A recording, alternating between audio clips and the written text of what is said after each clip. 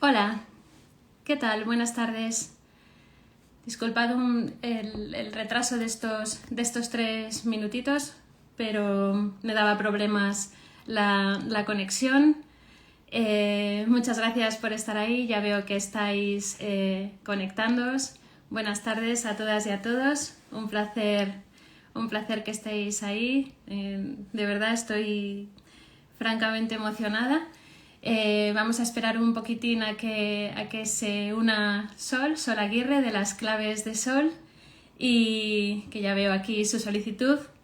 Es una mujer fantástica, es escritora, es coach y es también comunicadora en temas de desarrollo personal. Hola Sol, ¿qué tal? ¿Cómo estás? ¿Cómo estás? Chica? Pues mira, con problemas de conexión, un poco de susto he tenido Bueno, durante es unos muy- segundos porque estaba hablando yo sola a la cámara, pero no parecía que esto funcionara y venga ahí con la conexión. Pero bueno, ya parece que todo está. es Murphy que actúa cuando menos se le espera. Yo creo que sí. Pues sí, Y se va bueno, uniendo. sin alguna anécdota de este tipo, yo creo que tampoco habría así como que es que tiene que ocurrir, ¿no? Estas cosas tienen que pasar en los Bueno, directos. yo que me pasé el confinamiento haciendo directos, te puedo contar de todo. Sí, nosotros también, la verdad. Por eso nosotros últimamente, sobre todo, lo que hacemos es grabar los psicocafés. Ay, no sé si está bien enfocado. Bueno, Claro, hombre, pero bueno, aquí esperemos. lo bueno es que van a poder preguntar, que me consta que hay mucha gente interesada porque cuando he puesto la cuenta atrás, mucha gente se ha puesto la alarmita que te Ujú. avisa de que va a haber un directo. Qué bien. Que vamos, no sé si te parece que esperemos nada, un poquito que se estabilicen los números para, para empezar, para presentarnos, yo a ti para los míos, tú a mí para los tuyos. Sí, lo estaba comentando ahora, que eres una mujer estupenda, además de eso, de una fantástica escritora, coach, comunicadora en temas de desarrollo personal. Eres la reina de las amiguis, porque tu cuenta es así, llena de amiguis que te adoran y a las que inspiras una barbaridad. Así que es un gusto compartir este rato y la presentación del libro contigo, la verdad, un placer. Oh, pues lo mismo, la verdad es que es un gustazo, ¿no? Tener una ventana como esta donde convertir eso que hasta ahora era un monólogo, que puede ser la escritura o a lo que sea a lo Ujú. que te dediques, convertirlo en un diálogo y tener todo ese feedback, ¿no? Sí. Eh, del otro lado. Pues bueno, más o menos están estabilizados. Yo voy a hablar de Begoña, que Ujú. fíjate, tú decías esto de mí y yo, pues para mí es un honor, ¿no? Hablar con alguien que sabe tanto de lo que nos pasa por dentro. Al final es un poco de lo que va mi ventana, ¿no? De lo que nos Ujú. pasa por dentro, de cómo se refleja por fuera, de cómo somos una, de arriba, de abajo, de dentro, de fuera. Y bueno, para las que vengáis de mi parte y no conozcáis a Begoña, Begoña Aznárez es psicóloga, psicoterapeuta. eh, Fíjate que una amiga mía esta mañana ha compartido este directo porque la psicóloga decía que tú le habías enseñado mucho. Ah, qué guay, qué bien. Ha sido una tuya. Entonces, bueno, ella es especialista en trauma psíquico, presidenta de la Sociedad Española de Medicina Psicosomática y Psicoterapia, se dedica a la investigación, a la docencia y además me consta que todo esto lo hace desde el alma, ¿no? De cómo hablas, cómo te dedicas, cómo te preocupas por tus pacientes, por la gente a la que formas. Ujú. No es algo que yo creo que para un profesional, cuando a mí me preguntan, ¿y cómo saber si un psicólogo es para mí? Pues bueno, esa conexión y el darte cuenta de que la otra persona es una persona inteligente, que sabe lo que está haciendo y que se preocupa y se ocupa, ¿no? Y Absolutamente. Ujú. eso es esencial y bueno, estamos aquí porque has escrito un libro Sí, que ojalá que se lo lea el planeta entero. De pues verdad que ojalá de verdad, porque con esa idea está escrito, ¿no? Para que el planeta entero conozca todo esto que cuento en el libro, creo que sin ánimo ¿no? de presumir o de algo, no, de verdad, desde el corazón, creo que nos interesa eso, pues conocernos, aprender lo que nos pasa, por qué nos pasa, ¿no? Y esta es la idea, porque después de tantos años de estar en la consulta compartiendo el sufrimiento de tanta gente, pues no paras de comentar, de darte cuenta, porque estas cosas no nos las enseñan antes, porque estas cosas no nos enseñan en el colegio, porque esto no lo sabemos, qué poco realmente nos conocemos, qué poco interés hay por ahí porque nos conozcamos. Y entonces, pues bueno, pues esta es la idea, ¿no? Por eso también el hacerlo en forma de lecciones breves, que procuran ser sencillas, que están escritas en un lenguaje que yo creo que puede entender todo el mundo. Y esta es la idea, después de muchos años, el decir, a ver si condenso en un libro que no se haga muy pesado, pues lo mínimo imprescindible para que, bueno, pues para que eso, para que nos ayuden, sepamos contestar a ciertas preguntas y entendernos un poquito mejor. Fíjate, claro, que se titula El trauma psíquico es de todos, ¿no? Y fíjate que yo ya me lo he leído. Y yo llevo en terapia intermitente, pues tengo 28, pues 27, o sea, tengo 28, tengo 48, más quisiera. Eh, Llevo pues como 25, 27 años intermitentemente en terapia y aparte, pues evidentemente he estudiado y me dedico al desarrollo personal. Y siempre digo, ¿no? Digo, es que es como si nos lanzan a la vida, que es el París-Dakar, y no sabemos dónde está el embrague, para qué sirve el acelerador, qué es un volante, no sabemos nada. Nos lanzan a la vida y decimos, claro, es que no nos han enseñado nada, ¿no? Os diré antes de empezar a hablar en profundidad sobre el libro que a mí el libro me ha ayudado a ordenar muchos conceptos que llevan rondando por mi cabeza, algunos más en su cajoncito, otros menos, todos estos años de terapia. Es como vamos a ponerle nombre y esto viene de aquí, qué es lo que pasa, ¿no? Bueno, cuál es el embrague, el acelerador, el volante, cómo funciona, qué pasa si lo fuerzas, ¿no? Yo creo que es muy importante saber qué nos ha pasado de verdad para entender quiénes somos ahora, ¿no? Y yo creo, yo que sí, soy de las que creo que la felicidad existe y que de base debería ser lo que hacemos en el planeta, ¿no? Venir a ser felices.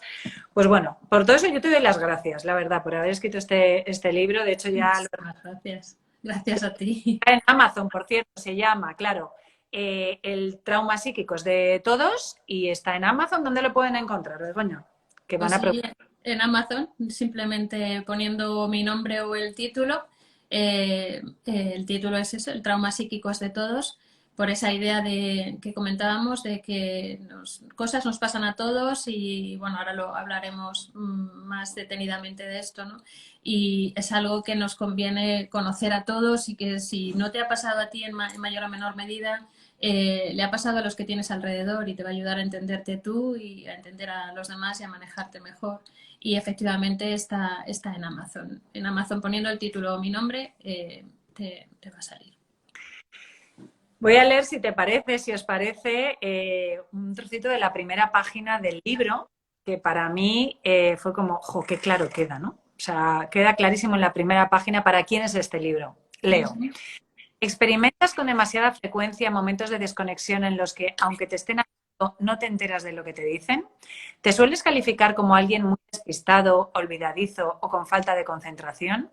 ¿Te cansas más de lo que te parece normal? ¿Te aquejan muchos síntomas o enfermedades? ¿Padeces insomnio desde que puedes recordar? ¿Sufres de ansiedad, estado de ánimo deprimido o labilidad emocional? ¿Notas sensaciones corporales, sospechas que pueden tener relación con algo que te ocurrió, pero de lo que o no te acuerdas o prefieres no acordarte? ¿Te han tachado de ser una persona hiperactiva o multitareas? ¿Tienes una pesadilla recurrente que hace que huyas del sueño? Y una última pregunta. ¿Eres de esas personas que piensan que traumático es lo que ocurre en muy contadas ocasiones a muy pocas personas? Si respondes que sí, a más de una de estas preguntas, estoy segura de que este libro puede ayudarte. A mí me gustaría que nos contaran por aquí, a ver quién ha contestado que sí a una de estas preguntas. Yo, desde luego, a una y a dos y a tres. Entonces, Begoña, eso, todos pensamos que el trauma es algo como mayúsculo, ¿no? Una agresión sexual, un tsunami, una muerte. ¿Qué es en realidad un trauma? Pues mira, la palabra trauma ya te está diciendo cosas, ¿no? Porque procede de una palabra griega que significa herida. Y a mí me gusta decir que el trauma es como una herida, pero en el alma, ¿no? El trauma psíquico. Y esa herida en realidad se produce porque hay un montón de experiencias que vivimos que son emocionalmente mayoritariamente impactantes y que en lugar de hacer con ellas lo que naturalmente todo ser humano necesita hacer, que es compartirlas, nosotros siempre decimos que hay tres grandes tareas que el ser humano necesita llevar a cabo para que lo que vive no se convierta en traumático, y es hablar de ello, pensar en ello y soñar con ello. Pero mayoritariamente lo que se nos suele ir pidiendo es desde fuera, desde el sistema en general, ¿no? Micro, familia, microsistema, macrosistema, ¿no? Sociedad en general, es que no hablemos de ello, que no lo compartamos, que nos lo guardemos, que tiremos para adelante. Y entonces todo ese material que vivimos, todo que se compone de emociones, de sensaciones, de recuerdos en general, ¿no? Todo eso debe ser silenciado. En el momento en el que eso tiene que silenciarse, produce malestar y va generando esa herida, se transforma en una experiencia interna desagradable que genera mucho sufrimiento porque realmente no se puede dar voz a todo eso que se ha vivido, no se puede entender, integrar, y entonces queda ahí como en un estado, en lo que nosotros llamamos excitatorio, ¿no? Molestando, pidiendo permanentemente, ¿no? Que se le mire, que se escuche, que se integre, que se traduzca todo esto que me ha ocurrido, que alguien me legitime, que alguien me mire y me diga, pues efectivamente veo tu sufrimiento, lo legitimo y vamos a ver qué podemos hacer con ello, ¿no? Cuando en realidad, insisto, lo que normalmente se nos suele ir pidiendo es que silenciemos. El silencio es devastador. Y entonces, en ese sentido, el trauma psíquico sería esa herida que surge de la imposición de silenciar experiencias vividas con un cierto impacto emocional y que deberían haber sido pues compartidas, traducidas ayudadas a regular y a integrar por figuras, sobre todo las llamadas figuras de apego, ¿no? Figuras que son importantes en nuestra vida y que son aquellas que están ahí para eso precisamente, ¿no? Entonces, bueno, fundamentalmente yo diría que es eso. Porque entiendo que ese trauma normalmente se da en la infancia. Bueno, el trauma, una experiencia traumática uno la puede vivir en cualquier momento. Lo que pasa es que claro, lo que vivimos en la infancia suele tener una repercusión es mayor porque la base sobre la que se produce es de una vulnerabilidad y de una estructura todavía muy endeble, ¿no? Necesitamos ahí demasiado, ¿no? a nuestras figuras de apego para eso, ¿no? Para ayudarnos a entender, a colocar, ¿no? Y a sostener todo aquello que vivimos. Con lo cual, en la infancia, bueno, es muy fácil que casi cualquier cosa, cualquier acontecimiento se pueda convertir en traumático. De hecho, ya los manuales dicen que en la infancia el trauma es algo normativo, o sea, es algo normal. Lo normal es que vivamos acontecimientos que impacten, vivamos acontecimientos que no sepamos muy bien cómo digerir, cómo ordenar, cómo integrar, cómo explicarnos, ¿no? Y estemos necesitando constantemente la ayuda de un adulto, de una figura de apego para que nos traduzca y nos bueno, pues no, eso nos ayude, ¿no? A colocar todo ello. Entonces, la infancia es un momento de vulnerabilidad. Entonces, ahí fundamentalmente lo que nos hace, lo que nos ocurre es que nos permite distinguir entre dos grandes tipos de trauma, ¿no? Lo que llamamos el trauma simple, que es ese tsunami del que hablabas o esa agresión, ese accidente, ¿no? Que es como, es algo muy impactante, muy gordo y que por sí mismo, si te ocurre, pues te rompe, ¿no? Y es algo que todo el mundo va a entender que es traumático.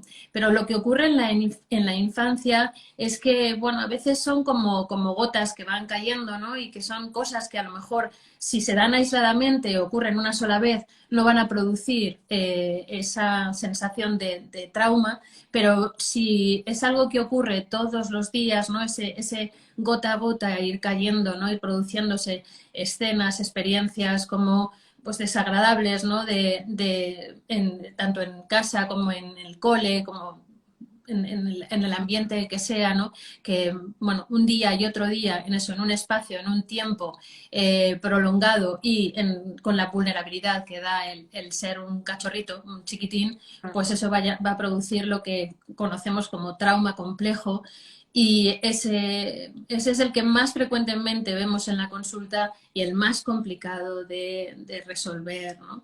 Esa experiencia continuada, temprana, infantil, que es, por otro lado, la más frecuente. Son nuestros pequeños tsunamis, ¿no? El tsunami del día a día que todos tenemos y que todos vivimos, algunos más desagradables, más impactantes y más terribles que otros, por supuesto. Uh-huh.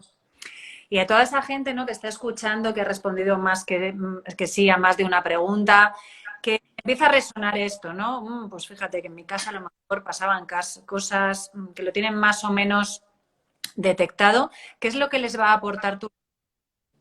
Pues yo creo que les va a dar respuestas, les va a dar claridad, les va a dar comprensión y cuando uno tiene respuestas y va viendo las cosas más claras y va comprendiendo entonces por qué hace lo que hace, pues eso significa que va integrando, ¿no? Por ejemplo, un ejemplo muy fácil, ¿no? Lo que decías antes cuando leías que una de las cosas te calificas por ejemplo, de despistado, porque es que eso yo en la consulta es que es algo, pero vamos fuera de ella también, ¿no? Es algo que muy comúnmente solemos decir, no, yo es que soy súper despistada, súper despistado, ¿no? Y bueno, con eso nos quedamos porque enseguida nos explicamos, nos damos una idea, una creencia sobre nosotros mismos, generamos esa idea, desarrollamos toda una narrativa acerca de nosotros mismos con una serie de creencias que suelen ser algo negativo, porque en realidad, bueno, no es que sea algo terrible ser despistado, pero no es nada de lo que uno pueda presumir. De hecho, si somos despistados, vamos a decir, jope, estos despistes míos en general me producen, bueno, pues malestar porque claro, pues se me olvidan las cosas o luego no tal, la gente se queja, en fin, no me traen especialmente cosas buenas, ¿no? ¿Y qué hay realmente detrás de estos despistes? Pues a lo mejor lo que hay es una clara disociación, ¿no? La disociación es un fenómeno que los seres humanos manejamos de forma automática en cuanto hay algo que recordamos y que produce mucho malestar emocionalmente y entonces escondemos debajo de la alfombra, ¿no? Lo tapamos y lo que nosotros decimos en consulta es lo disociamos, ¿no? O sea, dividimos, disociar es dividir, dejamos fuera de la conciencia un montón de material y entonces, claro, nuestra energía también queda dividida. Entonces, nuestra capacidad de atención y concentración se va a ver mermada y van a aumentar, por ejemplo, pues nuestros despistes o esta idea de ya no me concentro tanto o me despisto, ¿no? El entender que es que no es que tú hayas nacido así, con esa tara, ¿no? No, que es que soy despistada y ya está, igual que soy rubia, morena, más alta o más baja, ¿no? No, eso tiene mucho que ver con esa cantidad de material que tienes ahí y toda la energía que tu cerebro tiene que poner en seguir manteniéndolo oculto fuera de la conciencia, ¿no? Eso disminuye, insisto, tu capacidad de atención y concentración y eso va a aumentar tus despistes, ¿no? Entonces, si empiezas a entender que a lo mejor esto está relacionado con aquello que viviste, vas a empezar a eso, a obtener respuestas y a decir, a ver más claro que no es que estas ideas que has sacado sobre ti misma o sobre ti mismo no son realmente ciertas y que a lo mejor, pues eso, hay que intentar comprender desde dónde esos despistes. Por eso decía, ¿no? Lo de respuestas, claridad, comprensión, y eso va a producir integración, ¿no? Y ese cambio en las creencias tan necesario. Qué habitual la disociación en niños adoptados. Absolutamente. Es que es imprescindible, pobrecitos míos. Mm. Si un niño adoptado parte de una situación de trauma de abandono. Ujú. Entonces, yo he escuchado cientos de veces en la consulta, pero era muy pequeño, no se pudo enterar. Mm, nos enteramos de todo. Y sobre todo, el cuerpo lleva la cuenta. Y el cuerpo siempre tiene memoria de todo lo que ocurrió y capacidad de responder por sí mismo y producir síntomas, producir todo este tipo de sufrimiento, ¿no? Entonces, efectivamente, la disociación es un automatismo que utilizamos los seres humanos para sobrevivir. Nos ayuda a sobrevivir, claro. Dejar todo ese material fuera de la conciencia es imprescindible para poder seguir adelante, ¿no? Porque es lo que se nos pide, que sigamos adelante. Por eso decía. Qué importante el poner nombre, ¿no? Qué importante las palabras. Decías en el libro también, hablas de la importancia de contarnos nuestra propia historia, ¿no? Uh -huh. ¿De qué va eso de narrarse a uno mismo? ¿Qué es eso de contarme mi propia historia? Es algo absolutamente maravilloso que también hacemos. Igual que automáticamente hacemos esto de disociarnos para poder sobrevivir, automáticamente nos narramos, ¿no? El narrarse es algo que el ser humano hace para dar significado a lo que ocurre. Así que narrándonos nos vamos entendiendo mejor y entendemos mejor lo que nos pasa. Entonces es una acción bueno, pues también ciertamente automática, es el contarnos historias y sobre todo cuando lo fundamental es para el ser humano es compartirlas, es contárselas para contárselas a alguien. Realmente lo que necesitamos, de hecho, Jerome Bruner, que era un psicólogo norteamericano que aportó mucho en relación con narrativas y con todo lo que significa el narrarnos en su momento, hace años, decía que incluso la necesidad de contar precede al lenguaje. O sea, el ser humano tiene esa tendencia a compartir con el otro. Ya decíamos antes, ¿no? Lo de que necesita que lo que vive pueda hablar de ello, pensar en ello y soñar con ello, ¿no? Somos una maquinaria que está bastante bien organizada. Entonces, enseguida queremos contar y claro, pues enseguida aprendemos a narrar de cualquier manera. De hecho, esto de narrar también se dice que tiene hasta un gen que anda por ahí diciéndose que sería el gen que llevaríamos los seres humanos de eso, de contar historias. Es algo tan necesario, es muy adaptativo, es necesario, le da significado a todo lo que vivimos. El problema es que, claro, cuando nos contamos las historias con la mitad del material, porque la otra mitad está por ahí, eso, no formando parte de la conciencia, pues las historias que nos contamos al final no son realmente las que la verdad, no es la verdad, es lo que nos permite adaptarnos a la situación, pero no lo que realmente nos ha ocurrido. Por eso cuando vamos a terapia tenemos que contar nuestra narrativa, pero saber que esa narrativa a lo largo del proceso terapéutico obligatoriamente debe cambiar y hay que dar significado nuevo a todo lo que ocurrió y por lo tanto renarrarse para resignificarse. Es absolutamente imprescindible porque esa primera narrativa suele estar cargada, como comentaba antes, de creencias absolutamente negativas y desde luego limitantes.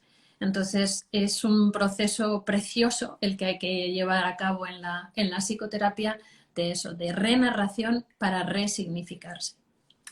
Fíjate que el otro día, no sé, alguien me preguntó en una ronda de estas de preguntas que hago, cuánto tiempo había ido yo a terapia o cuánto tiempo había pasado desde que comencé psicoterapia hasta que mi ansiedad terminó, ¿no? Ujú, Y claro, esta cosa que tenemos de la velocidad, y dije, pues yo creo que 12 años. ujú. 12 años tardé en volver a contarme mi historia con todas las piezas y de recolocarlas, pero es verdad que desde ese momento, y de esto hace 15 años yo creo, yo no he vuelto a tener un ataque de ansiedad. Ujú. Claro, es fundamental. Y bueno, supongo que a pesar de que ya encuentras que ya has colocado esas piezas, que ya te narras de otra manera, que has resignificado todo lo vivido, sigues haciéndolo cada día. Yo creo que a pesar de que uno dice, bueno, ya lo más gordo lo tengo colocado, ¿no? A mí me parece que lo más bonito de todo es que no deja uno de narrarse, de resignificar, de dar esos nuevos significados a todo lo que hemos vivido y con lo que seguimos viviendo, porque a su vez, cuando hacemos este proceso, igual que comentaba antes, claro, que mientras no lo has hecho, tienes tu energía muy limitada y tu capacidad de atención, de concentración y de incorporación de cosas, ¿no? De experiencias y de cualidades de la experiencia se ve limitada cuando ya estás en este otro punto donde has ido integrando tu flexibilidad para incorporar es muchísimo mayor, con lo cual van entrando piezas nuevas o cosas nuevas que te ayudan a todavía dar más luz, a recolocar y a seguir haciendo. Yo siempre digo que es un proceso que no termina nunca Nunca. y me parece maravilloso, absolutamente maravilloso. Es una de las cosas más, uno de los privilegios de ser humano, ¿no? Y que tiene mucho que ver con eso que decías de la felicidad, ¿no? Yo creo que eso da felicidad porque da sensación de consistencia, de eso, de comprensión, de solidez, de estar ahí viviendo por fin con más intensidad, ¿no? Es muy, muy diferente a esa sensación tan desagradable y que produce tanto sufrimiento de estar siempre alerta pensando que no se noten ciertas cosas y que no entre porque todo puede parecer peligroso, ¿no? Se vive mucho más intensamente cuando tienes todas esas fichas integradas y colocadas, sin ninguna duda. Sí, sí, el aprenderse, ¿no? El saberse, el Ujú. saber de qué estoy hecha. Eso no quiere decir ser invencible Por ni nada, supuesto. decir que hay piel, Ujú. que hay piel entre el mundo y tú, que hay algo que, hay algo que te protege, ¿no? Decías, hablabas de cómo echamos bajo la alfombra tantas cosas, ¿no? Ujú. ¿Esto es algo cultural? O hay sitios en el mundo donde son mucho más dados a hablar de lo que ha pasado, de cómo me siento, de dónde puede venir esto? Bueno, efectivamente yo creo que es cultural y hay culturas más dadas a permitir que se hable que otras, ¿no? Pero yo diría que en general, eso bueno, pues de que no se hablen de ciertas cosas, que no se airen los trapos sucios y que en determinadas cosas te las gestiones tú porque está asociado con fortaleza, como si eso realmente, no antes decías lo de esa sensación de saberse, seas como seas y ya está, ¿no? Y dices, no es cuestión de ser invencible, naturalmente que no, al revés. O sea, cuanto más conoces tu vulnerabilidad, más fuerte te sientes, porque efectivamente ya sabes que todo lo que has enredado en todos los huecos más oscuros o más tenebrosos de tu propio ser, con lo cual ya no temes la luz que puede venir de fuera y que de pronto puede deslumbrar aquello, ¿no? Pero, pero por desgracia, culturalmente, en la mayoría de las culturas se relaciona la fortaleza con ese control emocional, con ese que no se note, tira para adelante, eso no se comparte, eso es algo que se lleva por dentro y que eso te va a hacer más fuerte y bueno, pues en general es algo que sí, que es el contexto el que lo genera, ¿no? y desde luego nuestra cultura sin ninguna duda. Y bueno, pues la familia además es algo, también es un microsistema muy tendente a eso, ¿no? A esto se queda aquí dentro, a esto no se cuenta, de estas cosas no se hablan, no se habla y entonces, bueno, pues el niño aprende enseguida, porque el niño necesita sentirse perteneciente, sentirse vinculado. Y Fíjate, entonces, te iba a decir en esa parte, ¿no? uh-huh, Esa parte en la que hablas de vinculación y desvinculación y vuelvo a leer, uh-huh, dice Begoña en el libro que estáis diciendo por aquí, lo van a dejar grabado en la cuenta de Sempip. Ahí lo vais a sí. tener disponible por si os tenéis que ir o lo que sea, ¿vale? Escribe Begoña, y eso hace que no resulte nada sencillo silenciar a esa engorrosa parte que siempre acaba encontrando la forma de expresarse. Siempre busca otras formas de manifestarse diferentes a la palabra y que terminan suponiendo constantes pesadillas, amnesia, disociación, somatizaciones, etc. En otro momento afirmas que, y la persona que principalmente nos genera dicho conflicto es, como ya habréis adivinado, mamá. Sí, las personas que más conflicto nos generan son mamá y papá. Claro, habrá gente que nos esté escuchando y digan, esos síntomas no pueden venir de la niñez porque mis padres son magníficos, incapaces de causarme mal alguno. ¿Qué les dirías? Bueno, pues que efectivamente papá y mamá probablemente no querían causarnos daños. Nosotros siempre decimos lo mismo, ¿no? Yo digo siempre esto en consulta y en clase. No se trata de buscar culpables y no se trata de demonizar a papá y a mamá en absoluto, por Dios. Todo lo contrario, porque hay una parte además de nosotros que a mamá y a papá es que los adoran. O sea, es lo natural, es lo normal, es lo biológicamente preestablecido, ¿no? Hay una parte de nosotros que está destinada a producir esa aproximación, ese vínculo, ese lazo fuerte emocional con papá y con mamá, ¿no? Y que necesita verles como maravillosos. Y ya está, eso es perfecto, es estupendo. Y no se trata de eso, de demonizarles y de eliminar y erradicar esa idea que una parte de nosotros tiene. Pero hay otra parte que está precisamente también de fábrica muy bien diseñada para verles los defectos. Porque, ¿por qué? Porque es necesario también, ¿no? Es necesario darse cuenta de las cosas que nos pueden hacer daño, ¿no? Y a su vez esa otra parte está destinada también no solo eso, a defendernos de ciertas personas, cuestiones, experiencias que nos pueden hacer daño, sino también a despegarnos, ¿no? Porque es tan grande la dependencia que tenemos de niños, de esas figuras de apego, que tiene que haber una parte de nosotros que esté destinada a decir, bueno, ahora ya te puedes separar, sale ahí y vamos a ir a lo nuestro, ¿no? Más o menos con cierta sensación de autonomía, ¿no?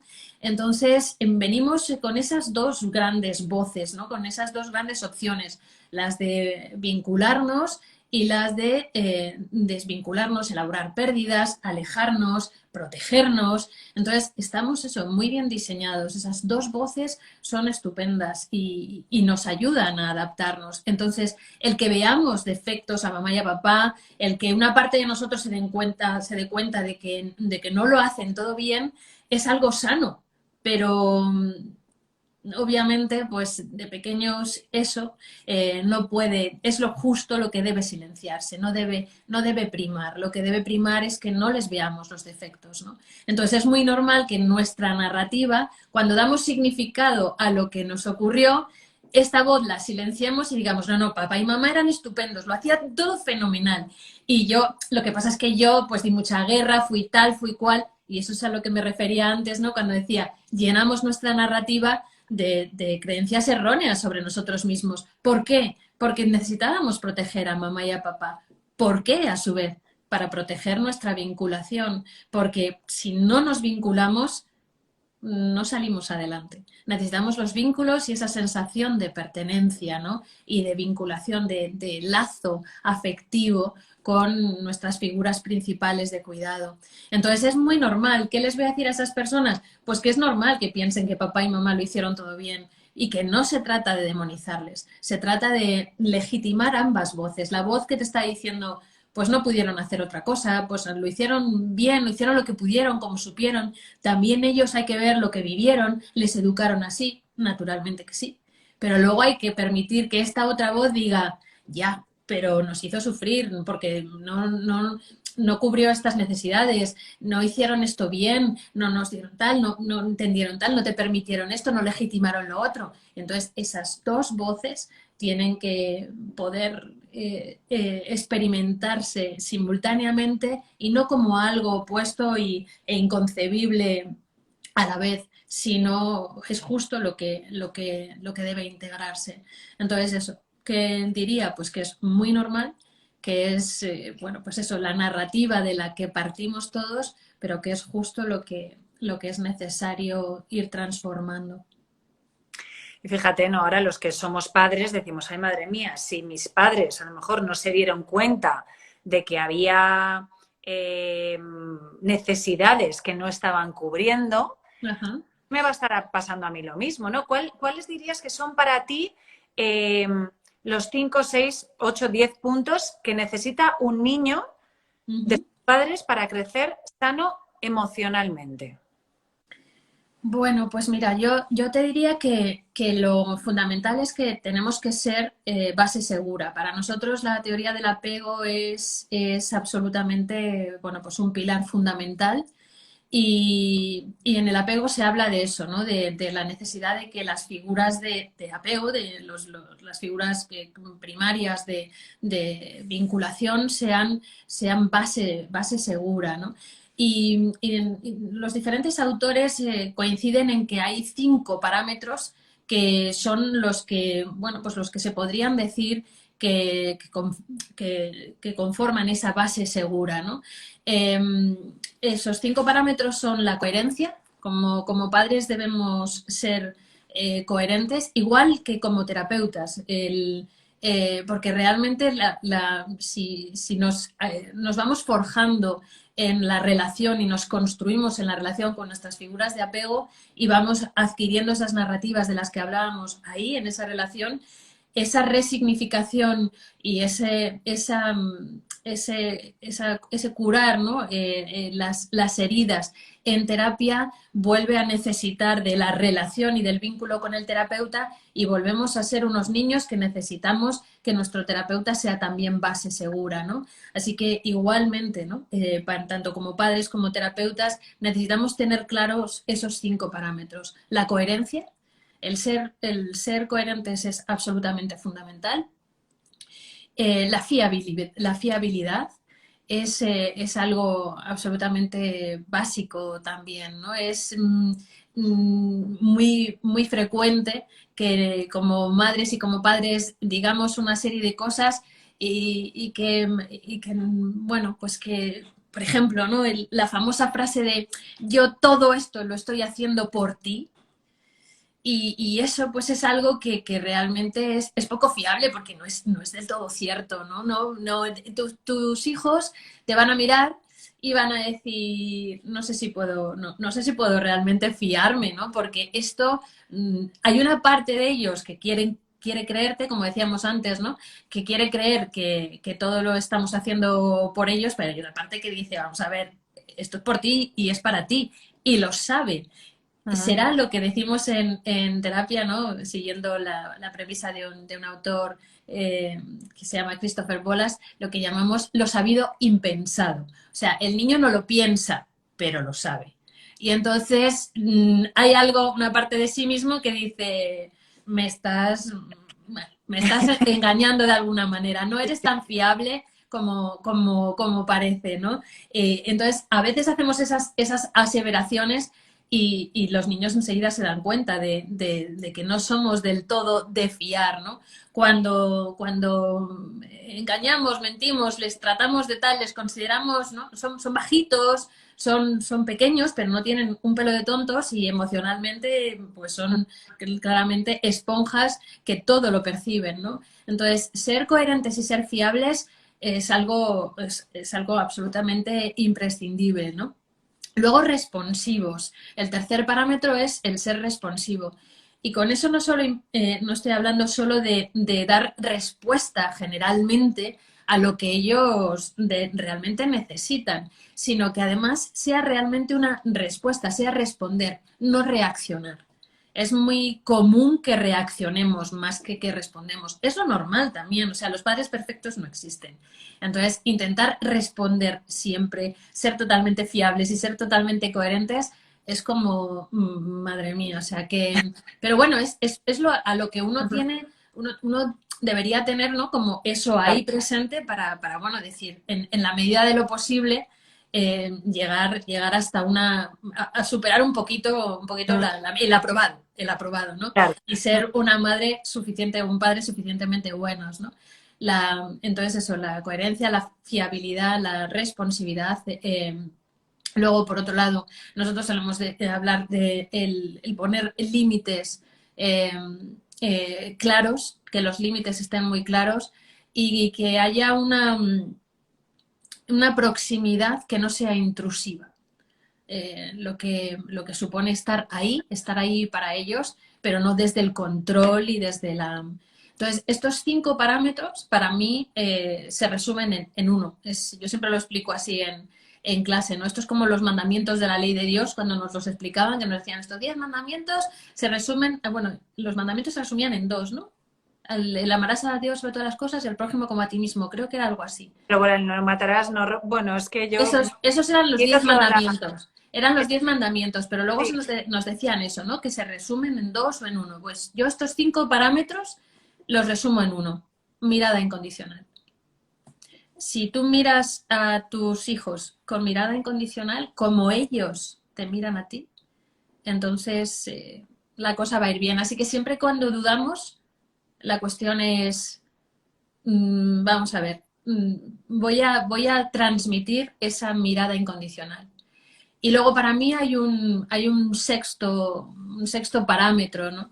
Que es el ser capaces de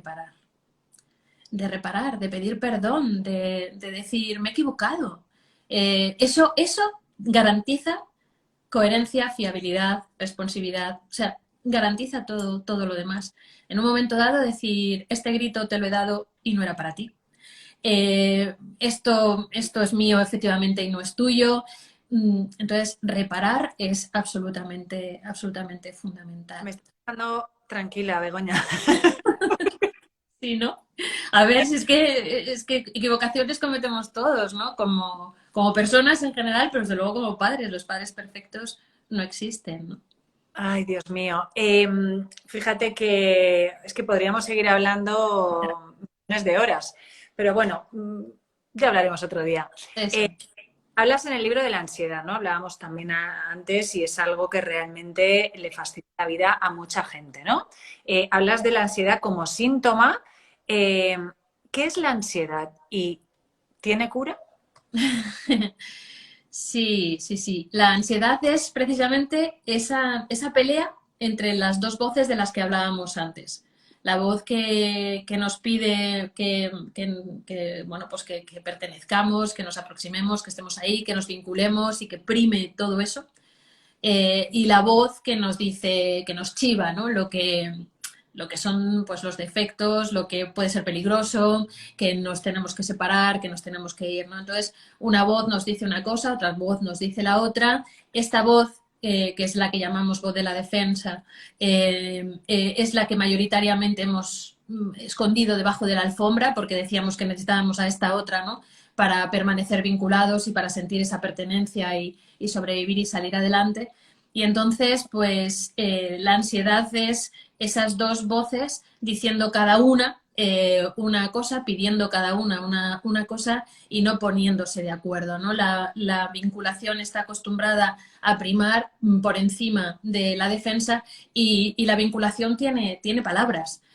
Porque está hecha de eso, de palabras, de normas. Todos tenemos muy claro desde muy temprano en qué consiste el ser niño bueno o ciudadano bueno o lo que sea, ¿no? Las normas, las leyes, los mandamientos están con palabras muy bien explicados en todas partes. pero esto otro que sentimos y que a veces nos dice esto que nos hace cuestionarnos cosas y demás, eso no se nos traduce, eso no se nos explica, a eso no se le pone voz. Y entonces esa es la que se muestra, esa voz es la que se muestra a través de síntomas y a través de esas manifestaciones desagradables que producen sufrimiento, ¿no? Entonces la ansiedad no es ni más ni menos que esa bronca entre esas dos voces. El que siempre que notes ansiedad, lo que tienes que hacer es pararte a un momento y decir, vamos a ver qué es lo que una parte de mí quiere y lo que quiere la otra, que va a ser seguro lo contrario. Entonces, en el momento en el que des legitimidad a ambas y digas, vamos a ver, es que es normal. De hecho, Bowlby decía, que es el padre de la teoría del apego, decía que el conflicto es el estado natural de las cosas y que el conflicto básico del ser humano es ese, tener un deseo y su contrario simultáneamente. Es que somos así. Por eso, porque estamos muy bien de fábrica preparados para llevar a cabo esas dos grandes tareas para adaptarnos. Lo que pasa es que las vivimos, por eso, porque tempranamente a una voz hay que silenciarla, como muy, o sea, imposibles de sostener eso simultáneamente, como excluyentes. Y no, o sea, yo puedo querer mucho a mamá, pero querer alejarme de ella simultáneamente. Y que quiera alejarme de ella no significa que no la quiera. Pero el pensamiento infantil lo que dice es o estás conmigo o estás contra mí.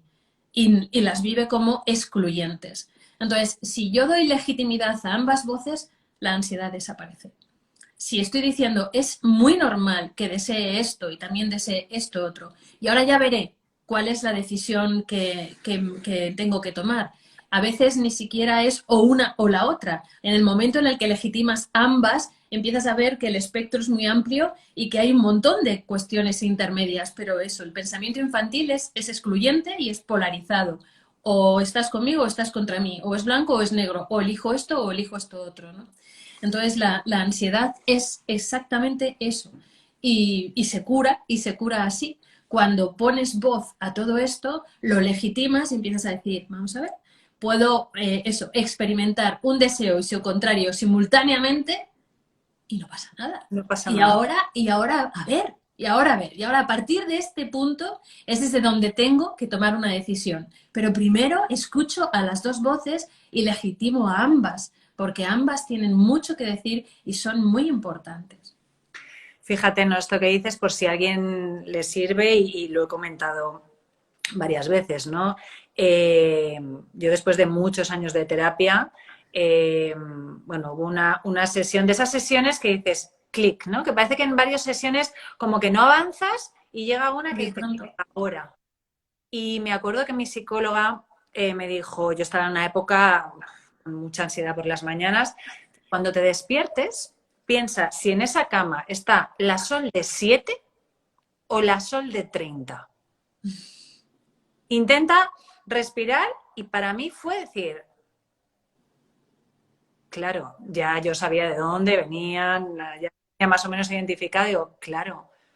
Y además es casi mágico, diría, no es mágico, es ciencia, ¿no? Pero ¿por qué por las mañanas? Porque pasaba esto y lo otro, cuándo, tal. Pero aquí estoy yo, con 30, no con 7. Y qué importante, ¿no? Claro, con 30 puedes legitimar las dos voces, con 7 no. No, con ¿No? 7 no. Con 7 esa voz tiene que quedar totalmente silenciada, si no, no sobrevives. Mm. Tienes que pertenecer y si eso no se te ha traducido y no se ha legitimado es porque en tu sistema no se podía, como en el de cada uno se silencia, los mandatos de cada sistema familiar son los que son, ¿no? Y entonces enseguida el niño aprende que es lo que, ya está, es lo que tiene que hacer para pertenecer, ¿no? Y Mm. efectivamente, pues luego esa de 7, ese de 7 ahí aparece y ahí te dice no, dónde vas, que esto es muy peligroso, ¿no? Y bueno, pues efectivamente no es exactamente así, ¿no?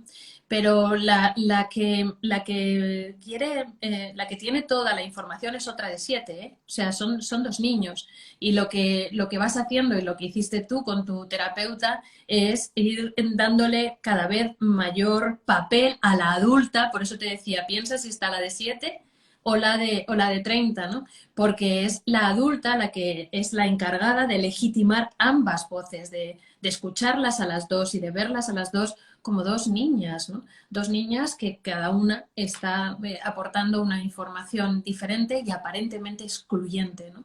Entonces, esas son las niñas que en un momento dado toman el control o la una o la otra de la situación y de pronto pues son las que nos producen el malestar. A medida que vamos empoderando a la adulta y que la adulta va siendo un poco como la que lleva la batuta, ¿no? Y orquesta ambas voces, pues uno va sintiendo efectivamente que entiende lo que está pasando y que, bueno, pues que ya veremos, ¿no? Desde dónde respondemos, qué hacemos, cómo, pero estás en otra posición de empoderamiento completamente diferente.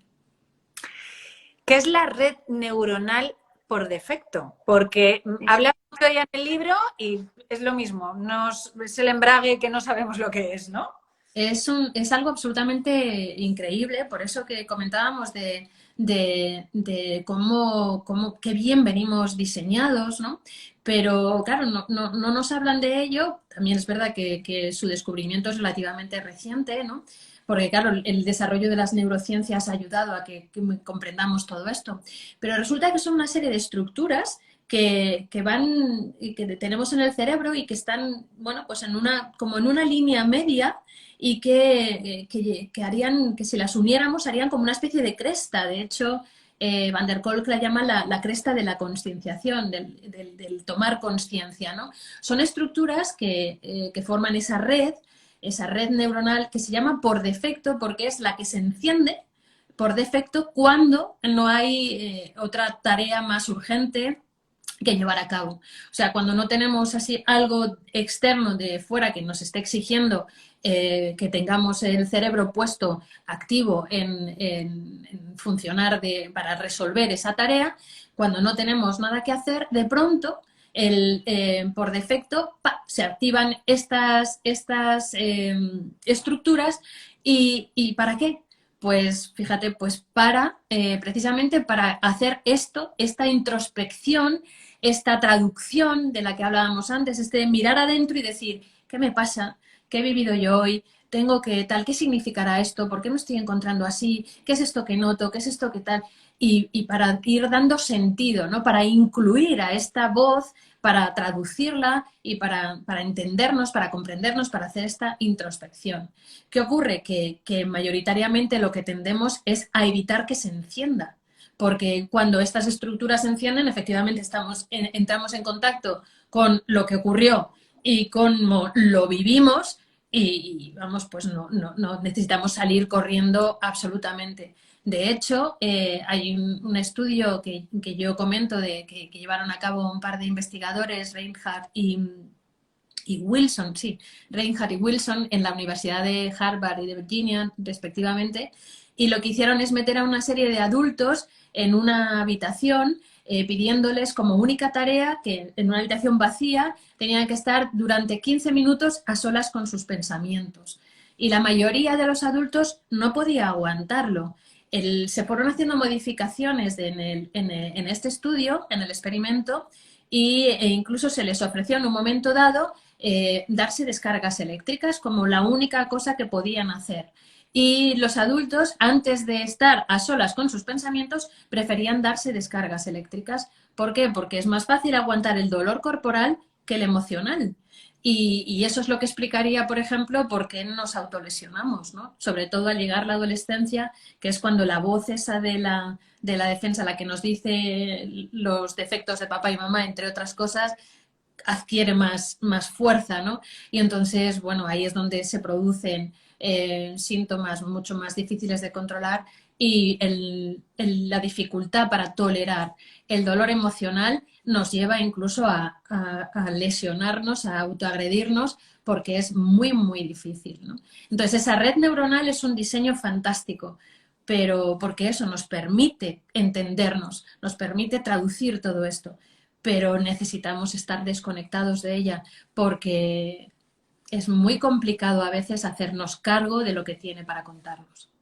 Claro, ¿no? Fíjate a mí que me encanta la soledad y el silencio. O sea, me fascina, ¿no? Y a veces cuando lo hablo con gente, confinamiento, por ejemplo, ¿no? Ujú. El tema de la soledad, yo que estaba con 2 adolescentes en casa, yo decía, madre mía, lo que yo habría dado, o sea, mis momentos de soledad eran muy felices. Entonces, no sé, a ver qué opinas, ¿no? Corrígeme si me equivoco.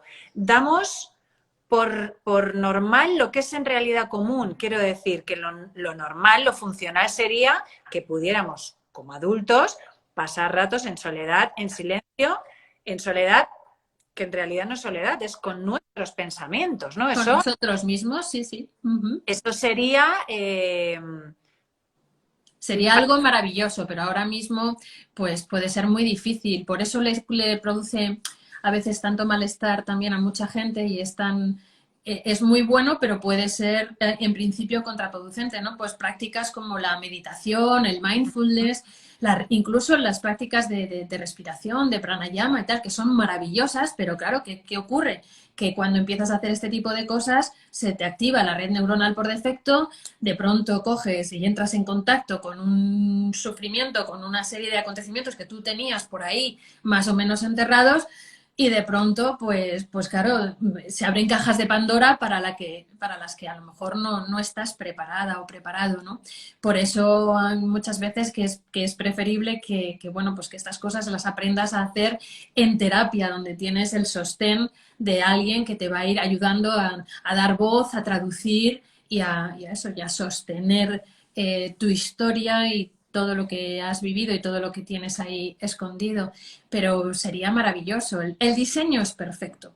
Lo que pasa es bueno, pues que en nuestra historia nos construimos en la relación con nosotros y entonces pues eso queda condicionado, ¿no? Y un diseño maravilloso pues no siempre acaba funcionando al 100% con todos los recursos de los que en realidad disponemos.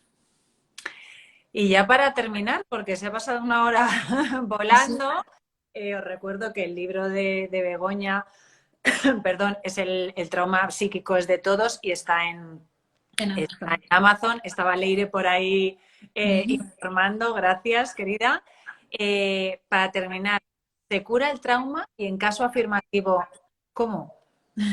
Se cura haciendo todo esto, ¿no? De lo que hemos venido hablando, ¿no? Sobre todo, bueno, pues entendiendo, recogiendo toda tu historia, dando voz, ayudando a hacer esa traducción, a que lo que llamamos fobia entre estas dos partes se supere, todo esto se integre y entonces poder eso, entender, resignificar, integrar, en fin, todo esto sería muy largo, ¿no? De explicar, pero se puede y básicamente es eso, ¿no?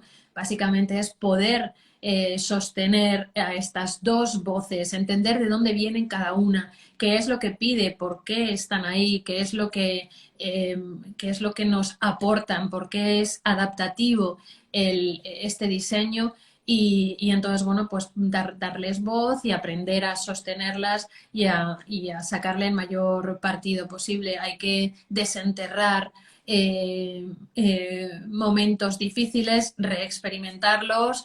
Es duro, pero bueno, es lo que hay que hacer para poder eso, integrar todas esas experiencias y que la sensación final sea esa sensación de empoderamiento porque desde ahí encuentras una solidez interna que no te la da ninguna otra cosa. Que yo creo que a su vez eh, tiene mucho que ver con la felicidad. Mirar adentro y sentirse sólida, eh, creo que es lo que te va a permitir a su vez disfrutar, gozar de todo eso, estar abierto, estar poroso, ¿no? A las experiencias, tener flexibilidad. Decía Bowlby a su vez también, volviéndola a nombrar, porque para mí es una figura muy importante y para cerrar, lo mismo que decía eso de que el conflicto es la situación habitual, ¿no? De las cosas, decía que la salud mental es precisamente la gestión satisfactoria de los conflictos. Entonces, cómo se cura el trauma cuyo conflicto fundamental está entre esas dos voces? Pues aprendiendo a gestionarlas, si lo que produce conflicto, lo que produce ansiedad y otros síntomas es la dificultad para que esas dos voces se sostengan simultáneamente, la gestión entre esas, en relación con el conflicto que surge entre esas dos voces, es lo que nos va a dar salud mental. Y a partir de ahí, pues todo abierto, todas las posibilidades del mundo y abiertos a la felicidad y al disfrute. Jo, Begoña, muchas gracias. Gracias a ti, ha sido un placer. Tienes una capacidad de integrar las cosas y de preguntar y de elaborar todo que facilita, lo pone muy fácil. Lo pone muy Muchas fácil. es verdad que, bueno, por eso estamos aquí las dos, ¿no? Que son temas que, como tú decías, nadie nos ha enseñado y que hemos tenido que aprender quienes hemos estado interesados sobre la marcha y muchas veces, como tú decías, pues a base de destapar cositas que no nos encantan, pero no hay otro camino, ¿no? Porque no somos eternos y estamos aquí, pues eso, para funcionarnos y para ser felices. Así, yo te agradezco de verdad que hayas escrito este libro. Estaban por aquí alguna compi mía del cole con la que estaba hablando antes, Qué guay. que les decía, además hay una, está por aquí Sandra Benito, que ella es coach de profesores, le decía, Sandra, tienes que conectarte. Y la he visto que estaba por ahí. De verdad, gente que lo estáis viendo en directo, para los que habéis llegado tarde, lo van a dejar grabado en Sempip, en su Instagram TV. Leedlo, leedlo, de verdad, porque fíjate, incluso en el improbable caso de que lo lea alguien que realmente está absolutamente limpio de trauma psíquico, seguro que reconoce a alguien que está ahí y muchas veces nos preguntamos cómo puedo, ¿no? ¿Cómo puedo ayudar? Bueno, pues le podemos dejar el libro o apoyar, ¿no? Uh-huh. Así que, Begoña, muchísimas gracias, querida. Buenas Pues lo noches. dicho, muchas gracias a ti y gracias a todas, a todos por estar ahí, a todas tus amiguis que no paran de decir que eres absolutamente maravillosa y que te adoran, y yo lo entiendo bien. Estoy demasiado valorada. Que va, Pero que va. es un gustazo poder